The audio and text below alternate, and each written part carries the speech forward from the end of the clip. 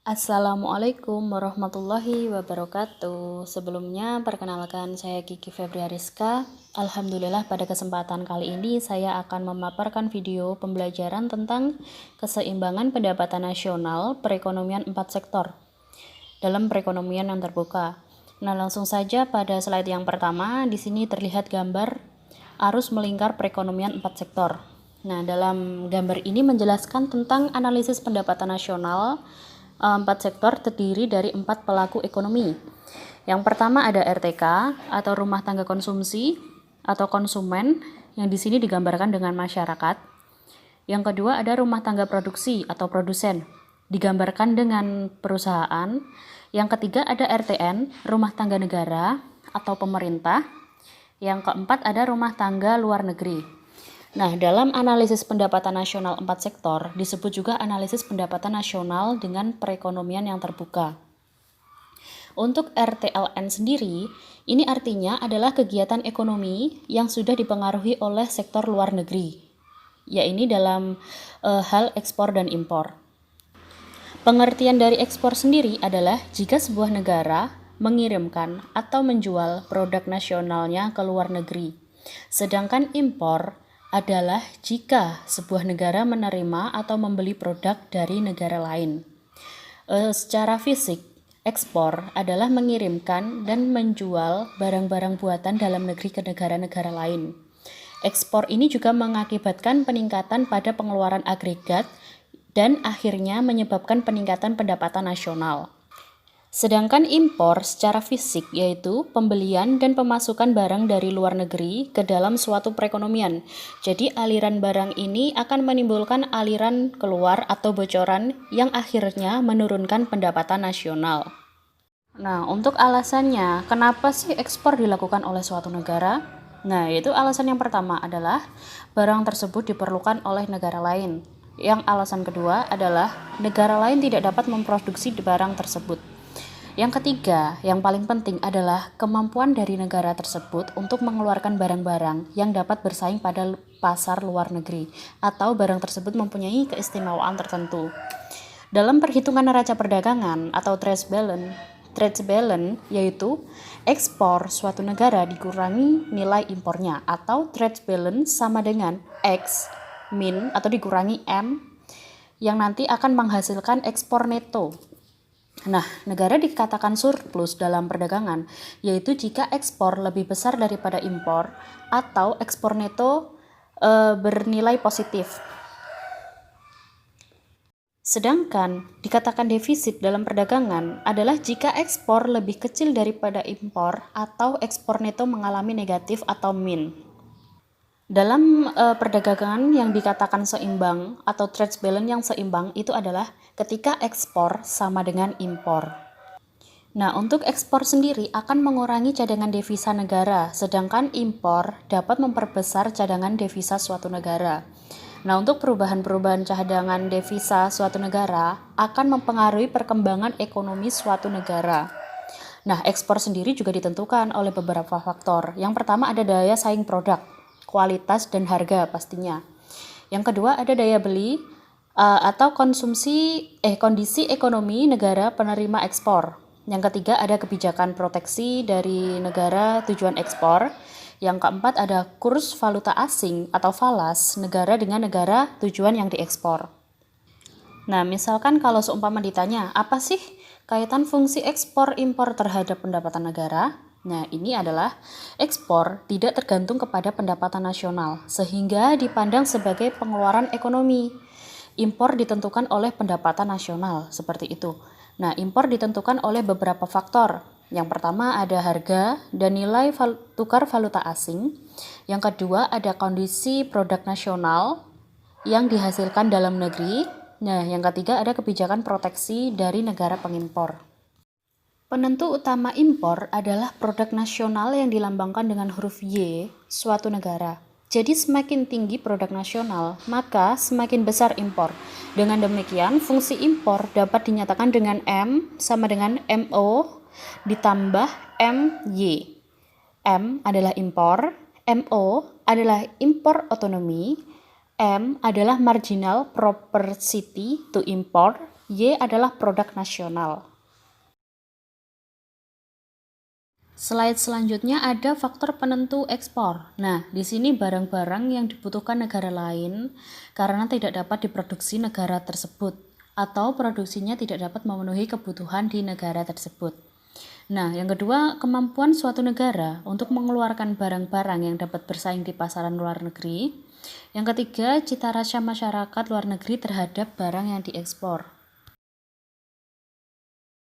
Sedangkan untuk faktor penentu impor, nah di sini dalam sirkulasi aliran pendapatan diasumsikan barang-barang diimpor oleh rumah tangga. Walaupun dalam praktiknya, barang-barang tidak hanya diimpor oleh rumah tangga, tetapi juga pemerintah dan perusahaan. Sehingga fungsi impor berhubungan dengan pendapatan nasional. Jadi, semakin tinggi pendapatan nasional suatu negara, maka semakin tinggi pula impornya. Nah, dapat dituliskan dengan fungsi impor, yaitu M besar sama dengan M kecil Y besar, di mana M kecil ini merupakan tingkat perubahan impor akibat perubahan pendapatan masyarakat dan pendapatan nasional. Apabila sebagian dari impor tidak bergantung pada pendapatan nasional, maka fungsi impor dapat digambarkan dengan persamaan M besar sama dengan M0 ditambah M kecil Y besar, di mana M0 ini merupakan nilai impor yang tidak dipengaruhi oleh pendapatan nasional. Nah, untuk kecondongan mengimpor dari waktu ke waktu mengalami perubahan, bisa dilihat pada gambar. Untuk pergeseran dari M1 ke M2 menunjukkan kecondongan mengimpor yang berkurang, seperti perubahan cita rasa masyarakat yang lebih mencintai produk domestik. Nah, misalnya seperti itu. Nah, untuk kecondongan mengimpor, peningkatan sering meningkatnya pendapatan nasional bisa dilihat di gambar karena efek inflasi misalnya. Jadi yang menyebabkan barang dalam negeri jadi lebih mahal sehingga masyarakat lebih banyak membeli barang impor. Sedangkan kemampuan suatu negara menghasilkan barang yang lebih baik mutunya akan memicu masyarakat untuk mengurangi konsumsi barang-barang impor seperti itu. Slide selanjutnya yaitu ada keseimbangan ekonomi 4 sektor. Nah, keseimbangan ekonomi akan tercapai apabila agregat supply atau AS sama dengan agregat demand. Nah, rumusnya seperti itu, AD sama dengan AS. AS merupakan keseluruhan produk nasional yang siap untuk ditawarkan kepada masyarakat. Sedangkan AD adalah merupakan keseluruhan pengeluaran masyarakat untuk meminta produk nasional yang terdiri dari C, I, G, dan X. Selanjutnya ada YD atau pendapatan disposable. Dengan rumus YD sama dengan Y dikurangi T. Nah, pendapatan disposable ini digunakan untuk tujuan dengan yang pertama untuk membeli barang buatan dalam negeri dan barang impor, atau C sama dengan CDN ditambah M, atau untuk ditabung atau S, saving, seperti itu. Untuk selanjutnya, analisis perekonomian keseimbangan perekonomian 4 sektor dapat dilakukan dengan dua pendekatan. Pendekatan yang pertama adalah pengeluaran agregat AE. Jadi penawaran agregat AS sama dengan pengeluaran agregat AE. Dapat dituliskan dengan rumus Y ditambah M sama dengan C ditambah I ditambah G ditambah X, atau Y sama dengan C ditambah I ditambah G ditambah X dikurangi M. Untuk pendekatan yang kedua adalah pendekatan bocoran suntikan. Nah, ini dapat ditulis dengan rumus S ditambah T ditambah M sama dengan I ditambah G ditambah X. Nah, selanjutnya ada angka pengganda 4 sektor pada pajak lumsum. Nah, di sini bisa dilihat, dipelajari. Terus yang slide selanjutnya ada angka pengganda 4 sektor pada pajak proporsional. Nah, ini bisa kita lewati, langsung saja kita ke contoh soal. Untuk contoh yang pertama, fungsi konsumsi masyarakat suatu negara adalah C400 plus 0,75 YD dengan pajak 20% dari pendapatan nasional. investasi perusahaan 400 dan pengeluaran pemerintah sebesar 800. Nah, besarannya ekspor negara tersebut adalah 600 dan impor adalah 10% dari pendapatan nasional. Maka tentukan fungsi konsumsi dan pendapatan nasional keseimbangan. Langsung untuk penyelesaiannya, yang pertama fungsi konsumsi. Nah, kita masukkan C sama dengan 400 plus 0,75 YD. C sama dengan 400 plus 0,75 dalam kurung Y min 0,2 Y. Jadi C sama dengan 400 plus 0,6 Y. Nah, untuk penyelesaian yang kedua, pendapatan nasional keseimbangan. Nah, kita masukkan rumusnya. Y sama dengan C ditambah I ditambah G ditambah X dan dikurangi M. Langsung dimasukkan saja. Y sama dengan 400 ditambah 0,6 Y ditambah 400 ditambah 800 ditambah 600 dikurangi 0,1 Y. Jadi Y hasilnya 4.400. Nah, seperti itu. Langsung ke contoh yang kedua. Nah, di sini ada fungsi konsumsi masyarakat suatu negara adalah C sama dengan 100 ditambah 0,8 YD dan investasi sebesar 100. Pengeluaran pemerintah sebesar 250 dan pajak yang dipungut adalah 250. Dan pemerintah memberikan subsidi sebesar 50, sedangkan ekspor berjumlah 300 dan impor berjumlah 200. Maka tentukan besaran pendapatan nasional keseimbangan. Langsung ke penyelesaiannya, kita masukkan rumus, yaitu Y sama dengan C ditambah I ditambah G ditambah X min M.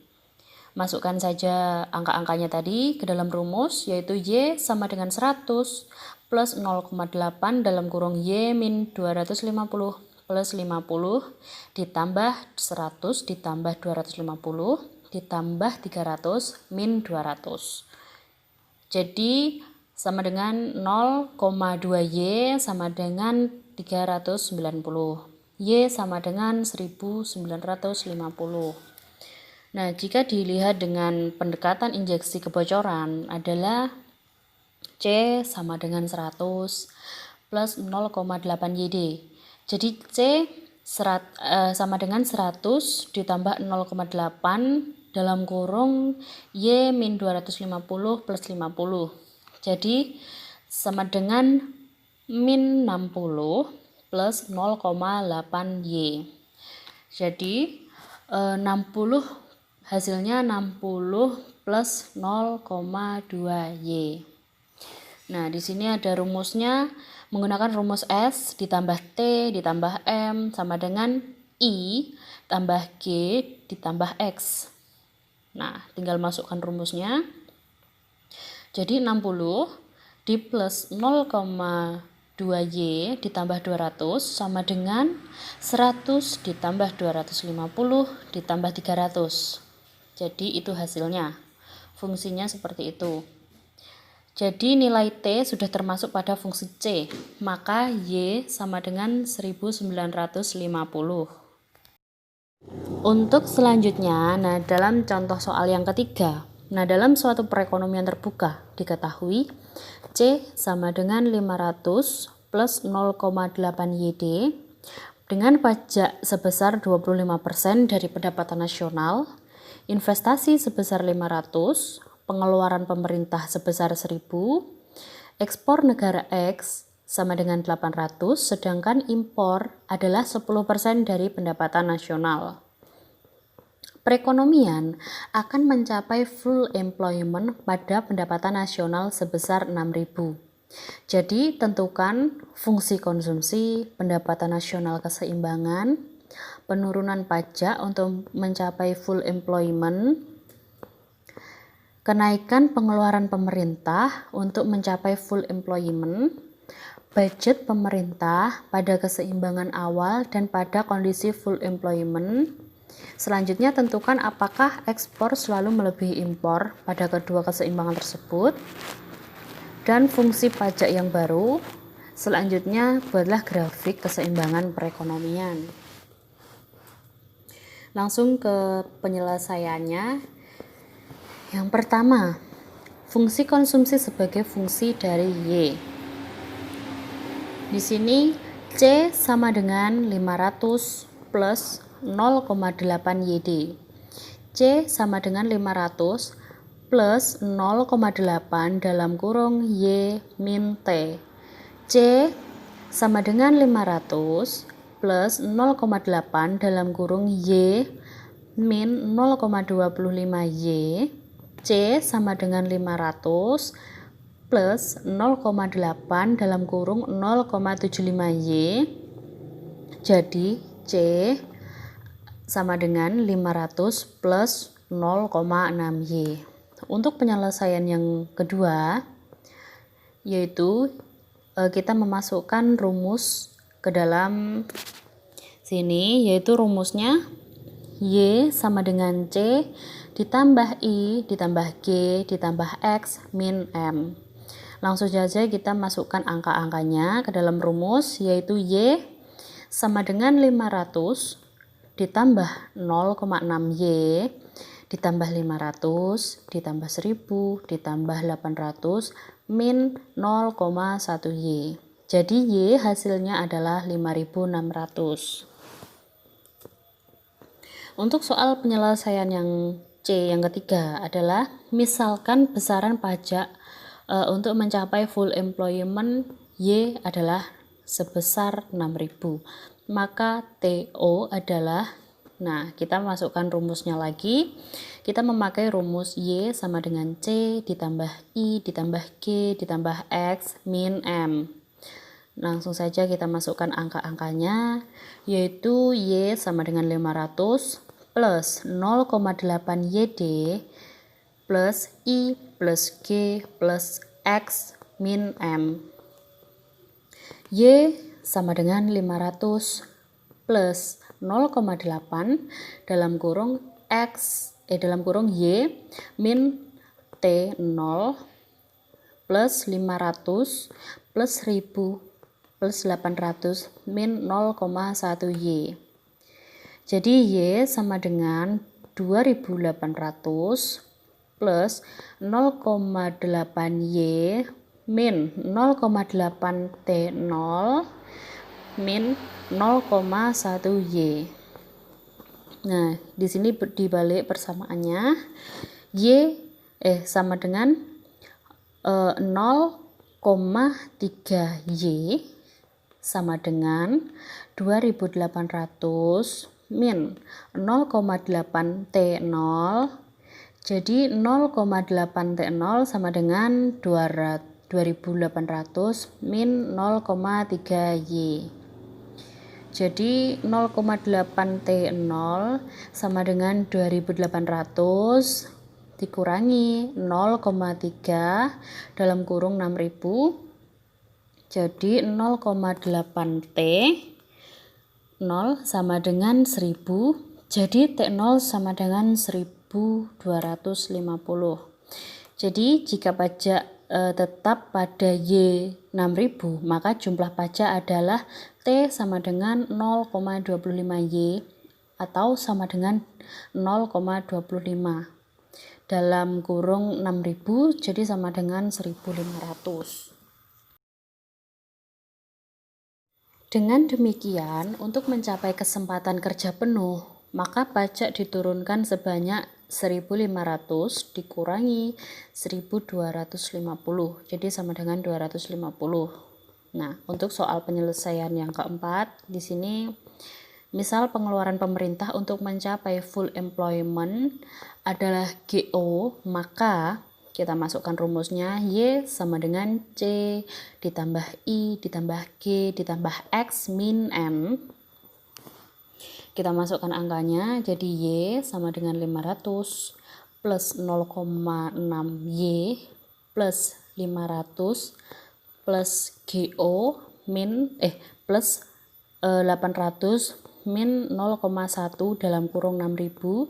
Jadi hasilnya GO adalah 1.200. Nah, maka untuk mencapai kesempatan kerja penuh, pengeluaran pemerintah perlu ditambah sebanyak 1.200 dikurangi 1.000, jadi 200. Nah, hasilnya seperti itu. Nah, berikut cara pengerjaannya dan contoh soalnya. Untuk soal yang berikutnya bisa dicoba dikerjakan secara mandiri. Nah, untuk slide selanjutnya sudah habis ya. Jadi berikut paparan materi dari saya. Apabila ada kurang lebihnya, saya mohon maaf. Semoga bermanfaat. Wassalamualaikum warahmatullahi wabarakatuh.